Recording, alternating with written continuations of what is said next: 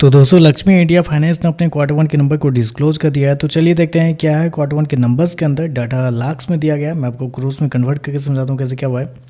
तो देखिए पिछले क्वार्टर की बात करते हैं तो पिछले क्वार्टर में कंपनी 74 करोड़ के आसपास का रेवेन्यू जनरेट किया था ऑपरेशन के थ्रू। पिछले साल 50 करोड़ के आसपास, जबकि अभी देखें तो बढ़ के 69 करोड़ कंपनी का जो रेवेन्यू है वो आपको जाता हुआ देखने को मिला। तो साल दर साल देखते हैं तो साल दर साल कंपनी के रेवेन्यू के अंदर तेजी आपको देखने को मिले। क्वार्टरली बेस पे जाते हैं तो हल्की सी गिरावट आपको देखने को मिल रही है, लगभग बोल सकते हैं 6.5% के आसपास की गिरावट है कंपनी के रेवेन्यू के अंदर। क्वार्टरली बेस पे साल दर साल बढ़ता हुआ देखने को मिल रहा है। इंटरेस्ट इनकम की बात करते हैं तो देखिए पिछले क्वार्टर में कंपनी 72 करोड़ जनरेट किए थे, पिछले साल लगभग 48 करोड़ के आसपास, जबकि अभी देखें तो 67 करोड़ के आसपास आपको देखने को मिल रहा है। तो इंटरेस्ट इनकम भी देखें तो आपको साल दर साल तो बढ़ा है, लेकिन क्वार्टरली बेस पे जाते हैं तो यहाँ पर गिरता हुआ देखने को मिल रहा है।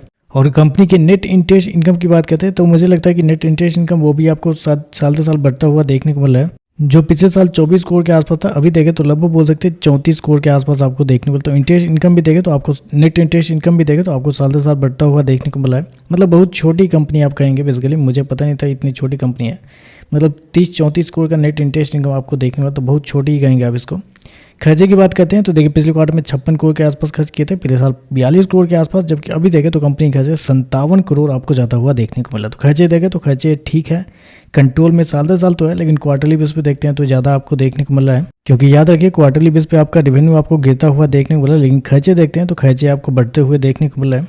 तो खर्चे थोड़े क्वार्टरली बेस पे आपको ज़्यादा देखने को मिल रहा है। चलिए कंपनी का प्रॉफिट क्या निकलता है वो देखते हैं।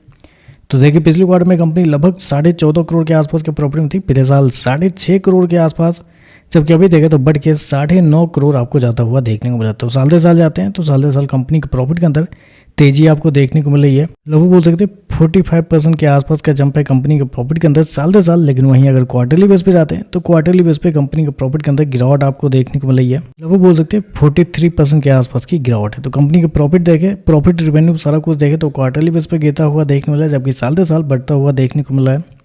ईपीएस की बात कर लेते हैं तो देखिए पिछले क्वार्टर में कंपनी का ईपीएस 4.55 रुपये, पिछले साल 1.67 रुपये, अभी देखें तो 2.34 रुपये आपको जाता हुआ देखने को मिला है। और अगर कंपनी के मार्जिन की बात करते हैं तो नेट मार्जिन कंपनी का पिछले साल 13% के आसपास था, अभी देखें तो 13.5% के आसपास है, जबकि पिछले क्वार्टर में 19.5% के आसपास आपको जाता हुआ देखने को। तो साल दर साल मार्जिन बढ़ा है, लेकिन क्वार्टरली बेस पर गिरता हुआ देखने को मिला है।